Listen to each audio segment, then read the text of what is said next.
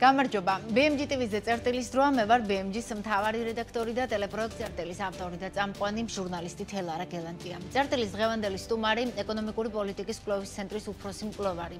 2010-2014 წლებში ნიდერლანდების სამეფოში საქართველოს ყოფილი ელჩი შოთა ღვინერია იქნება ის ესტონეთიდან ჩაგვირთვება და შემდეგი 9 საათის განმავლობაში. მასთან ერთად გავაანალიზებთ საპარლამენტო არჩევნების წინასწარი შედეგებით ქვეყანაში დაწყებულ პოლიტიკურ კრიზისს და ვისაუბრებთ მოვლენების შესაძლო განვითარების სცენარებზე. რა შანსი აქვს ქართულ ოცნებას დემოკრატიულმა მსოფლიომ აღიაროს 26 ოქტომბრის არჩევნები და რა მოხდება თუ ხელისუფლება არ შეიცვლება. თუმცა ვიდრე ინტერვიუს დავიწყებთ, ძალიან მოკლედ გეტყვით რა მოხდა დღეს საქართველოში. თბილისში არიან ევროკავშირის წევრი 8 ქვეყნის პარლამენტის საგარეო საქმეთა კომიტეტის თავმჯდომარეები, რომელთაც ოცნების ხელისუფლება არ შეხვდა. მიუხედავად იმისა, რომ ევროპელმა პარლამენტარებმა გამოთქვეს შეხვედრის სურვილი, ამის მიზეზი კი თურმე არც მეტი არც ნაკლები. დელეგაციაში შემავალი რამდენიმე ევროპელი პოლიტიკოსის, მათ შორის ლიეტუვის სეიმის საგარეო ურთიერთობათა კომიტეტის თავმჯდომარის ჟიგიმანტას პავილიონისის კრიტიკული განწყობაა ქართული ოცნების ხელისუფლებისადმი. დიახ, სწორედ ეს მიზეზი მოიშველია პარლამენტის თავმჯდომარემ შეხვედრაზე უარის თქმის საბაბად. შალვა პაპუაშვილი მათ არა მეგობრულ დამოკიდებულებას და საქართველოს არჩევნებში ჩარევაში ადანაშაულებს. იგივე გაიმეორა პრაქტიკულად პრემიერმა ირაკლი კობახიძემაც, რომელიც ბაქოში იმყოფება. ძალიან საბჭოურია აღნიშნული ტენდენცია. მე 3-4 წლის წინ შევამჩნიე, ვინც აკრიტიკებდა ქართულ მთავრობას, აღარ ხვდებოდნენ. მე აქ ხშირად ჩამოსულ ვარ ბოლო 3 წლის განმავლობაში და ისინი შეხვედრებს ვერ ახერხებდნენ. მცირე გამონაკლისი საქართველოს საგარეო საქმეთა მინისტრის მოადგილე იყო, რომელიც ხვდებოდა. თუ აკრიტიკებ, როგორც წესი, არ ხვდებიან. ეს არის საბჭოთა მიდგომა, ასე უპასუხა თავის მხრივ პავილიონისმა შალვა პაპუაშვილს. ერთადერთი ადგილი, სადაც არ არის კონფლიქტი, არის სასაფლაო. ასე უპასუხა თავის მხრივ ფრანგმა პარლამენტარმა ფრედერიკ პეტიტმა შალვა პაპუაშვილის უარს შეხვედრაზე. ძალიან გულდასაწყვეტია, ევროკავშირი არის ოჯახი, ის გახლავთ კონფლიქტების მართვის ინსტრუმენტი. ზოგჯერ ვერ ვთანხმდებით ევროპაში, ზოგჯერ გვაქვს უთანხმოება, მაგრამ ვმუშაობთ ერთად. ჩემთვის გასაოცარია, რომ პარლამენტის წევრი მეუბნება, მე არ შეგხვდები, იმიტომ რომ არ მეთანხმები მე. ეს ჩემთვის სრული უარყოფა იმისა, რასაც დემოკრატია გულისხმობს, თქვა თბილისში მყოფმა ფრანგმა პარლამენტარმა. რა პოლიტიკური განაცხადია, როდესაც მმართველი პარტია, რომლის ანტიდემოკრატიული კანონების გამო ქვეყნის ევროინტეგრაცია შეჩერდა, უარს ეუბნება ევროკავშირის 8 ქვეყნის საგარეო ურთიერთობათა კომიტეტის თავმჯდომარეებს შეხვედრაზე, ამაზეც ვისაუბრებთ დღეს. წერტილში ევროპელ პარლამენტარებს, რა თქმა უნდა, შეხვდა სალომე ზურაბიშვილი. შეხვედრის შემდეგ კი გაკეთდა განცხადებები, მაგალითად გერმანიის ბუნდესტაგის საგარეო ურთიერთობათა კომიტეტის თავმჯდომარის მიხაილ როთის განცხადებით. საქართველოში ჩატარებული საპარლამენტო არჩევნები თავისუფალი და სამართლიანი არ ყოფილა, როგორც როთი აცხადებს, არჩევნებთან დაკავშირებით ეჭვები იმდენად სერიოზულია, რომ ისინი საერთაშორისო დამოუკიდებელ გამოძიებას მოითხოვენ. როთის თქმითვე, თუ გამოძიება არ ჩატარდება, მაშინ ევროკავშირში ინდივიდუალურ სანქციებს მოითხოვენ მათზე, ვინც პასუხისმგებელია ამომრჩეველთა დაშინებასა და საარჩევნო მანიპულაციებზე. 26 ოქტომბრის არჩევნები და მისი ლეგიტიმაციის ირგვლივ არსებული კითხვები იყო ევროპელი პარლამენტარების და ქართული ოპოზიციის შეხვედრის მთავარი თემა, ასევე საარჩევნო დარღვევის საერთაშორისო გამოძიების საკითხი. ევროპელი პოლიტიკოსები დღეს შეხვდნენ არასამთავრობო სექტორის წარმომადგენლებსაც, დღის ბოლოს კი რუსთაველზე პარლამენტთან მიმდინარე საპროტესტო აქციას ჩვენ ვართ ევროპა შეუერთდნენ და მოქალაქეებს სიტყვითაც მიმართეს. არ დანებდეთ, იბრძოლეთ, რომ გახდეთ ნატოს და ევროკავშირის წევრი და გახსოვდეთ, არ არსებობს ორბანის გზა ევროკავშირისკენ. ეს იყო ევროპელი პარლამენტარების მთავარი გზავნილი, მათ რამდენჯერმე ხაზი გაუსვეს იმას, რომ თუ დღეს საქართველოში დემოკრატია ცოცხალია, ეს არის სწორედ ქართველი ხალხის დამსახურება. შოთა ღვინერია ეკონომიკური პოლიტიკის კვლევის ცენტრის უფროსი მკვლევარი უკვე ხაზზეა ესტონეთიდან. საღამომშვიდობის ბატონო შოთა, ძალიან დიდი მადლობა რომ გვერთვებით წერტილში. არ დანებდეთ, იყო მთავარი გზავნილი ევროპელი პოლიტიკოსების დღეს, რამდენიმე წუთის წინ დასრულდა თბილისში მათი სიტყვით გამოსვლა და მინდა გთხოვოთ პირველ რიგში შეფასება, რას ნიშნავს, როდესაც ევროკავშირის 8 ქვეყნის წევრი პარლამენტარები დგანან აქ რუსთაველზე ქართულ ხალხთან ერთად და ამ სიტყვებით მიმართავენ ისინი პროტესტის მონაწილეებს. რა ძალაა ეს ქართული ხალხისთვის, რომელიც არის, ასე ვთქვათ, მთავარი აქტორი ქვეყნის ევროპულ გზაზე დაბრუნების ბრძოლაში, მოდი ასე ვიტყოდი. კი ბატონო, გამარჯობა, მოგესალმებით, მადლობა მოწვევისთვის. რა თქმა უნდა, ხა შეუძლებელია, ხა როგორც არ უნდა გინდოდეს თავი მოიტყუო, ხა ვერ იტყვი იმას, რომ ევროკავშირის ძირითადი ბირთვის პარლამენტის წამყვანი წევრები, რომლებიც საგარეო პოლიტიკაზე მუშაობენ, შეიკრიბნენ ერთად გამონახეს დრო, ჩამოვიდნენ თბილისში ასეთი მნიშვნელოვანი გზავნილების გასაჟღერებლად. ეხლა ამ ვიზიტის მნიშვნელობის გადაჭარბება ძალიან ძნელი იქნება. ძალიან მნიშვნელოვანია, რა თქმა უნდა, იმიტომ რომ ეხლა ვართ ჩვენ ძალიან რთულ პროცესში შესული. აქ არის გარკვეულწილად ეხა პოლიტიკური თამაში, აი ქრესტომატია ვითარდება ჩვენ თვალწინ. ეხა ვის გაუძლებს ნერვები, ვინ უფრო სწორ ნაბიჯებს გადადგავს, ვის ექნება უფრო მდგრადი პოზიცია და ვინ შეძლებს პოზიციების შენარჩუნებას, აი ამაზეა ეხლა საუბარი. იმიტომ რომ ფაქტია, რომ ეხლა ქართული ოცნება უკან დახევას არ აპირებს, ამას გვეუბნებოდნენ მთელი წინასაარჩევნო კამპანიის განმავლობაში, რომ ჩვენ ავიღებთ უმრავლესობას და ამას გავიტანთ და ამას არც განიხილავდნენ, ხო, რაღაცა სხვა შესაძლო ვარიანტს. გამოვიდნენ, გამოაცხადეს ის ციფრი, რომელიც მათ აწყობდათ, ვითომ არჩევნების შედეგად მიღებული გამარჯვება იზეიმეს თავიანთ ავტოკრატ პარტნიორებთან ერთად სოფლიოში და ახლა მეორე მხარეს რა ხდება? მეორე მხარეს არის ქართული საზოგადოება, რომელსაც ერთმნიშვნელოვნად აქვს არჩეული ევროპის და ევროკავშირის გზა და ეს არჩევნები მარტო იმას ხო არ ნიშნავდა და იმას ხო არ წყვეტდა, ვინ იქნება ხელისუფლებაში დღეს ან ხვალ ან მომავალი 4 წლის განმავლობაში საქართველოში. პირველ რიგში აქ წდებოდა, რომ ამ ქართულ ოცნებას მიეცემა თუ არა იმ წინასაარჩევნო დაპირებების განხორციელების საშუალება, რომელიც ძალიან ნათლად და ბევრჯერ გაგვიმეორეს სხვადასხვა პოლიტიკურმა ლიდერებმა მათმა, ხო? რაც გამორიცხავს საქართველოს ევროპულ მისწრაფებებს, რაც გამორიცხავს იმას, რომ საქართველო იქნება ცივილიზებული, დემოკრატიული, ევროპული ქვეყანა და საქართველო იქნება ისეთი ქვეყნების პარტნიორი, როგორიც არის ირანი, ჩინეთი, რუსეთი და ასე შემდეგ. ეხლა, აქედან გამომდინარე, ეს ხალხი, რომელიც ჩამოსული არის თბილისში და მიდის იმ ხალხთან, რომლებიც ღიად ამბობენ, რომ ამ ქვეყანაში უმრავლესობა ირჩევს ევროპას და არ უნდა კონდეს არც ერთ შემთხვევაში ქართულ ოცნებას იმისი საშუალება, რომ ძალით ეს ქვეყანა წაიყვანოს რუსეთის ავტორიტარული რეჟიმების მიმართულებით, აი ამ არჩევანს უდგანან გვერდში და ძალიან მკაფიოდ ამბობენ იმას, რომ ქართველი ხალხის ნება, რაც იქნება, რასაც გადაწყვეტს ქართველი ხალხი, ევროპელი პარტნიორები ამ არჩევნის დაცვაში მაქსიმალურად დაეხმარებიან ქართულ საზოგადოებას. თუმცა, ეხლა თუ ქართული საზოგადოება თავად არ იქნება აქტიური ამ პოზიციის გამოხატვაში და თავად შეეგუება იმ შედეგებს, რომელიც შედეგების თავზე მოხვევასაც ქართული ოცნება ცდილობს, რა თქმა უნდა, ეხლა არც ერთ მეგობარს არ ექნება იმისი ძალა, ბერკეტი და მანდატიც კი, რომ ეხლა რაღაცა სწორედ ამაზე მინდა კითხოთ, აი ამ სიტუაციაში რა შანსი აქვს ქართულ ოცნებას, რომ დემოკრატიულმა მსოფლიომ აღიაროს 26 ოქტომბრის არჩევნები. ფაქტია, შინ და გარეთ ახლა ყველა ველოდებით ცესკოს მიერ საბოლოო შედეგების გამოცხადებას არჩევნების, ვიცით ოპოზიცია არ აღიარებს და თulis რომ არჩევნები გაყალბდა, ისინი არ აპირებენ პარლამენტში შესვლას, ხედავთ ქუჩაში მოქალაქეების პროტესტს, მაგრამ რა შანსები აქვს მაინც ოცნებას, რომ რაღაცნაირად მიაღწიოს ნახევარ ლეგიტიმაციას მაინც, ან აი რა შეიძლება მიაღწიოს, იმიტომ რომ თქვენც რამდენჯერმე გაუსვით ხაზი, რომ ყველაფერი არის ქართულ ხალხზე დამოკიდებული და ამ პროტესტზე და აი ამ ნერვების ომში ვინ მოიგებს და რა შემთხვევაში?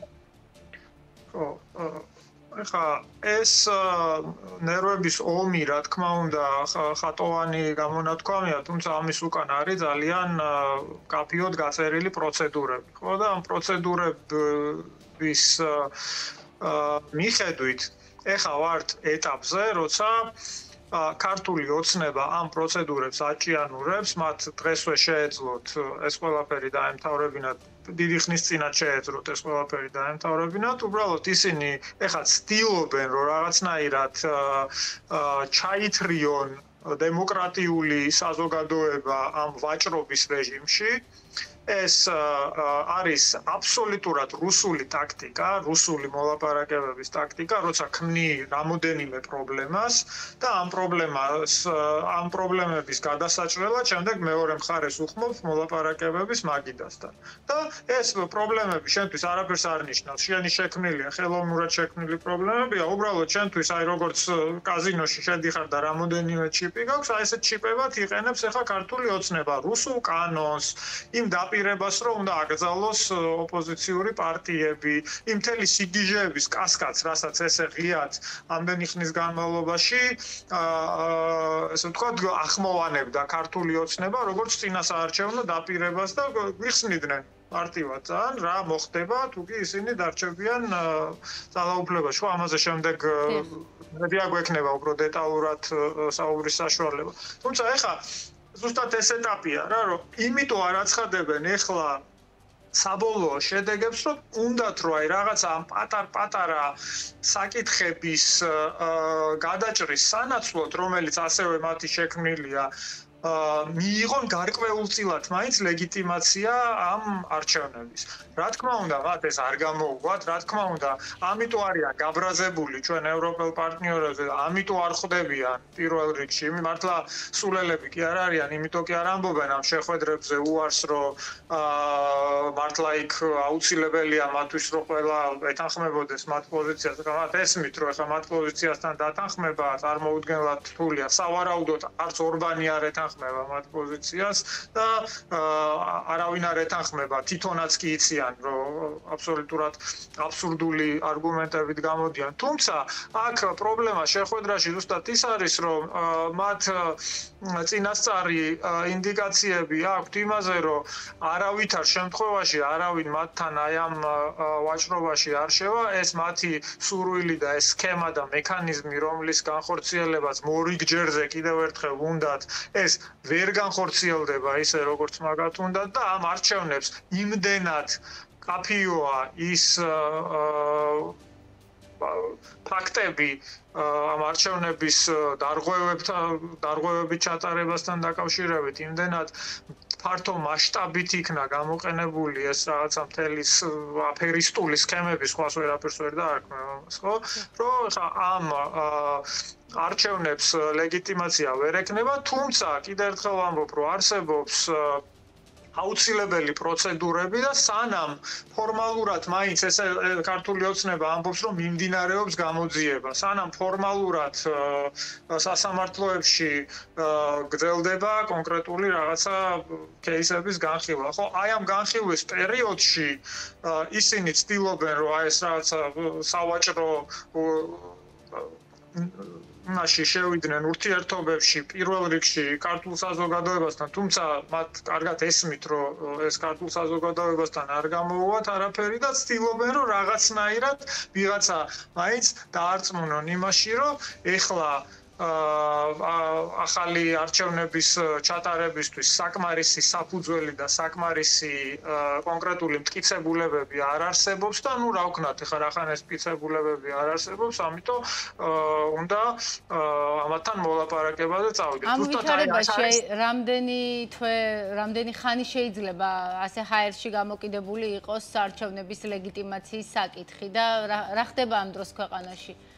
იცი რა ვფიქრობ, რომ ძალიან ცოტა დრო დარჩათ, მათ ეხა ესე ვერ გაწელავენ უსასრულოდ ამას, თან რაც დრო გადის და რაც უფრო ნათელი ხდება, რომ აბსოლუტურად ყველა ის მტკიცებულება, რომელიც იქნა შეგროვებული შიდა არასამთავრობო ორგანიზაციების, საერთაშორისო დამკვირვებლების თუ ოპოზიციური პარტიების ნებისმიერი არ აქვს მნიშვნელობა. როგორ ფიქრობთ, ეს იქნება ბატონო შოთა საკმარისი ევროპისთვის, დასავლეთისთვის, რომ მათ არცნონ ამ არჩევნების ლეგიტიმაცია, იმიტომ რომ დღესაც დაისვა კითხვები არის საარჩევნო დარღვევებთან დაკავშირებით, ამიტომ მოუწოდებენ საერთაშორისო გამოძიებისკენ, მაგრამ თუ ოცნება ამაზე არ წავიდა, ეს გამოძიებაც როგორ ჩატარდება, ეგეც ხომ საკითხავია და ხო, ამაზეა ზუსტად საუბარი. თუ ის არ წამოვა ნორმალური გამოძიების ჩატარებაზე და თუ ის უარს იტყვის ყველა იმ მტკიცებულების ნორმალურად განხილვაზე და ერთმნიშვნელოვნად მათ მიერ მართული სასამართლო გააუქმებს ყველა იმ სამხილს და იტყვის, რომ არც ერთი სამხილი არ აკმაყოფილებს სტანდარტს და კრიტერიუმს და აქედან გამომდინარე არც ერთი დარღვევა ამ არჩევნებში არ ყოფილა, ამ დინამიკით მივდივართ ახლა, ხო? ისინი ხო ესე აბსოლუტურად ერთი ხელის მოსმით ყველა იმ აღმოჩენილ ხარვეს და დოკუმენტირებულ სამხილს, რომ ეს არჩევნები არ იყო არჩევნები, ესე თავიანთი რაღაცა საგამოძიებო უწყებების და მართული სასამართლოს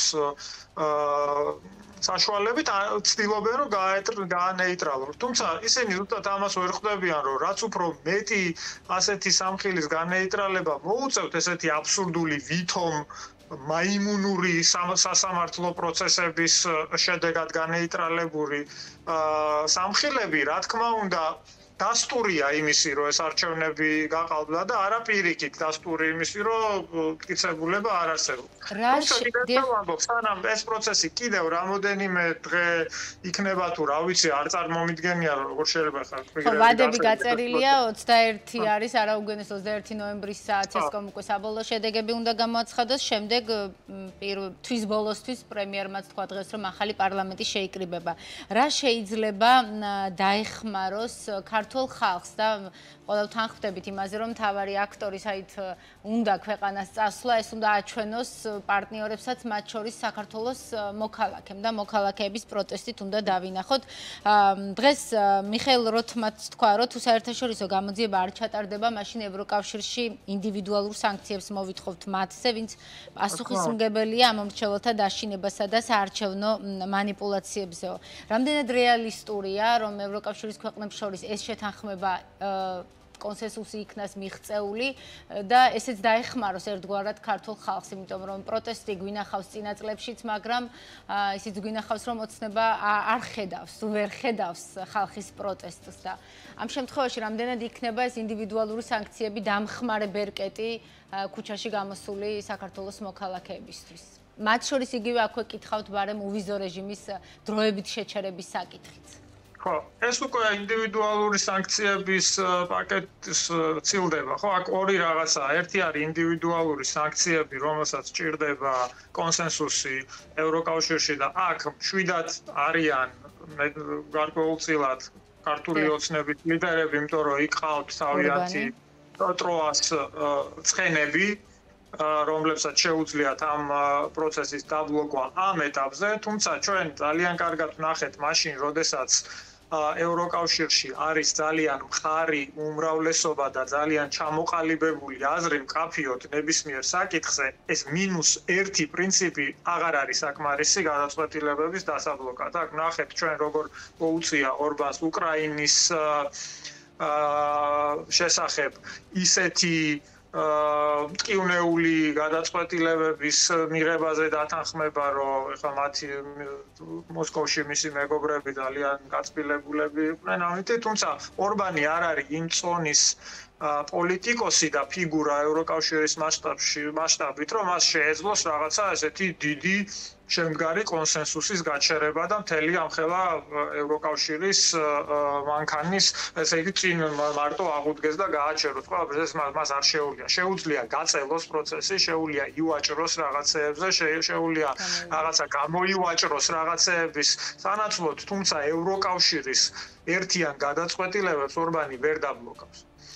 ეს ერთი. მეორე, არსებობს სამწუხაროდ ისეთი ძალიან მტკივნეული გადაწყვეტილებები სანქციების მხრივ, რომელიც არა მარტო ამ ლიდერებს შეეხებათ ქართული ოცნების, არამედ ყველას ჩვენ შეგვეხება და ზოგადად ჩვენი ქვეყნისთვის იქნება ძალიან მტკივნეული და იმ შემთხვევაში თუ ამ ინდივიდუალურ სანქციებს ესე ბოლომდე მაინც რაღაცნაირად ჯიუტად შეძლებენ და გაჭიმავენ და პრობლემას გაუქმნია, ხო, ну მაშინ ევროკავშირი იძულებული იქნება ისეთი გადაწყვეტილებები მიიღოს, რომელიც ბევრად უფრო მტკივნეული არის, თუმცა ამას კონსენსუსი არ ჭირდება. აი მაგალითად უვიზო რეჟიმის დროებით შეჩერებას გულისხმობთ. დროებით შეჩერებას არ ჭირდება კონსენსუსი.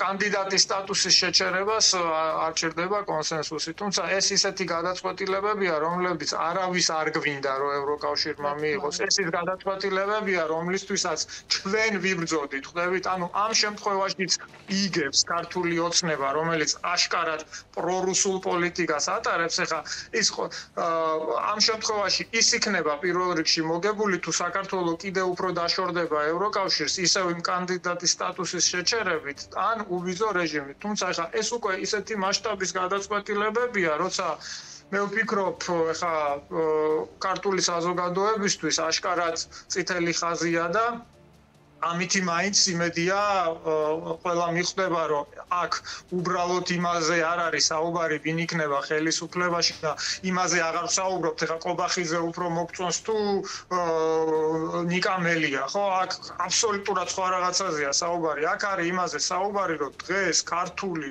სახელმწიფო ამ ახალ გეოპოლიტიკურ საჭადრაკო დაფაზე, რომელიც დღეს იქმნება, ხო და ახლიდან ლაგდება ფიგურები ამ დაფაზე იმის შემდეგ რაც მოხდა უკრაინაში, იმის შემდეგ რაც ხა ამერიკაში ახალი პრეზიდენტია, ამხელა ტექტონიკური ცვლილებებია ევროატლანტიკურ გეოპოლიტიკაში, ხო და ჩვენ აღმოჩნდით ყველაფერს მიღმა ამ ეტაპზე აბსოლუტურად თამაშგარე მდგომარეობაში ვართ ყველაფერში. აი წარმოიდგინეთ, დღეს ახლა ტრამპი რო გამოვიდეს და უკრაინას მისცეს ყველა იარაღი, რასაც უკრაინა ითხოვს ამდენი წლის განმავლობაში და უკრაინის გამარჯვების სერიოზული შანსი გაჩნდეს, სად ვართ ჩვენ ამ შემთხვევაშიც კი წაგებულები ვართ. წარმოიდგინეთ, ისეთ მდგომარეობაში ჩააყენა ქვეყანა ქართულმა ოცნებამ, რომ უკრაინის გამარჯვების შემთხვევაშიც კი ჩვენ არასწორ მხარეს ვართ ამ ყველაფრის და ჩვენ იმის ნაცვლად, რომ ეხა უკრაინის გვერდში ვიდგეთ და იმ შემთხვევაში თუ რაღაცა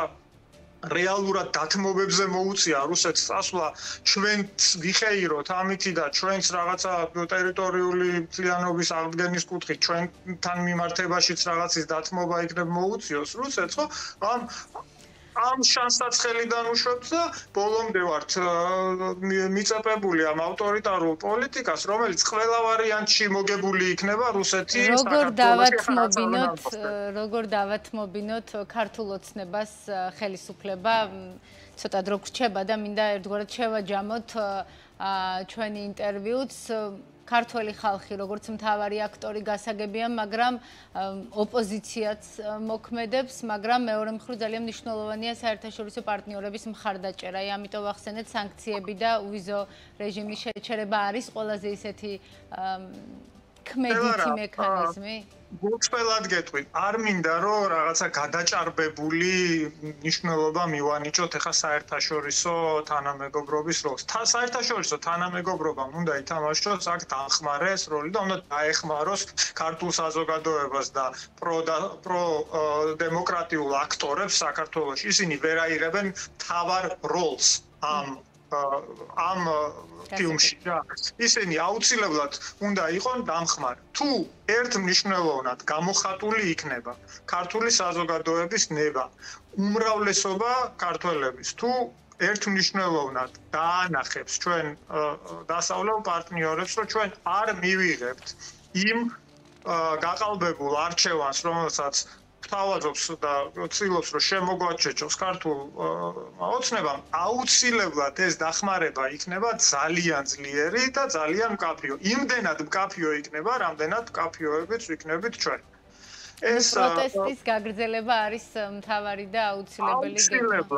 აუცილებელია, ახლა ერთ კონკრეტულ მაგალითს მოვიყვან რა. აუცილებელია, რომ თუ კი 10,000-ობით ადამიანი იყო ჩართული გაყალბებაში, ხო, ამ გაყალბების სქემაში და ვიცით ეს როგორც შემდგარი ფაქტი, რომ 10,000-ობით ადამიანი იყო ჩართული ამა თუ იმ ფორმით. ზოგი ზეწოლას ახორციელებდა, ზოგი ფულს იხდიდა, ზოგი ფულს იღებდა, ზოგი 10-ჯერ აძლევდა ხმას სხვადასხვა უბანზე. ზოგი ზეწოლას ახდენდა ადამიანებზე, ვისაც ფინანსური დახმარება ჭირდებათ სახელმწიფოსგან, ზოგი ზეწოლას ახდენდა ციხეში მყოფ და პრობაციაზე მყოფ ადამიანებზე და ასე 10,000-ობით ადამიანი ამაში იყო ჩართული. მასწავლებლების პრობლემა ცალკე იყო, იქ პოლიციის პრობლემა ცალკე იყო, საგამოძიებო სტრუქტურები ცალკე, ხო? როგორ ეხა აი ამ ადამიანების პირველ რიგში აი ამ ადამიანებზე არის ეხა ძალიან ბევრი დამოკიდებული და როგორ შეიძლება რომ 10,000-ობით ადამიანისგან არ მოიძებნოს 10 ადამიანი, 15 ადამიანი, რომელიც მიხვდება ეხლა მაინც აი ამ სიტუაციაში მაინც მიხვდება რამდენად მნიშვნელოვანია ის რომ ისინი გამოვიდნენ და რეალურად თავიანთი ბრალის ესე ვთქვათ, აღიარება არის ერთადერთი შესაძლებლობა მათთვის, რომ ეს უმძიმესი ტვირთი, რაც ჩაიდინეს მათ, რაღაცნაირად გამოასწორონ და ჩამოირეცხონ. ხო, ეს ადამიანები თუ რაღაცნაირად გამოვლენ და ამ იტყვიან რა ფორმით იყვნენ აი ამ ყველაფერში ჩართული და როგორ ხდებოდა ამ არჩევნების გაყალბება და როგორ ხდებოდა ამ არჩევნების მიტაცება, აი ამ შემთხვევაში უკვე ის დანარჩენი ადამიანებიც, რომლებიც დაბნეულები არიან, შეიძლება ამ წუთას არიციან რა გააკეთონ, კი გამოვლენ ქუჩაში ერთი დღე, მეორე დღე, მესამე დღე ხა ყველა ქუჩაში ხო ვერ გამოვა და ქუჩაში ხო ვერ იყო წელიწადად.